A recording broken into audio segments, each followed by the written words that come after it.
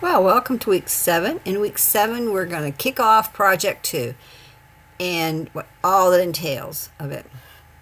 And here's an overview of the project, some concepts that you need to know, and why we're doing project 2. Why use AI for this? Well, this is why we're using AI.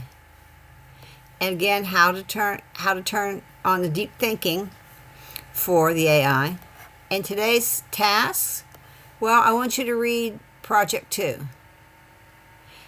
And in your own words, you're going to write a brief summary of what steps that you're going to do to execute Project 2.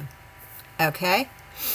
So, and then for part 2 of this, you're going to write a Driscoll reflection over rhetorical analysis and content.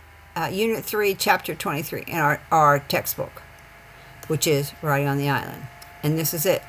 So, and then you're going to engage with the student in how your summary up here compares with what you're doing. How do you match? What different approaches are you taking? A good peer response. Okay, so your post is going to have 3 parts. You're going to do a summary, and then you're going to copy and paste this in it, and then you're going to have your student response. And just some tips for success.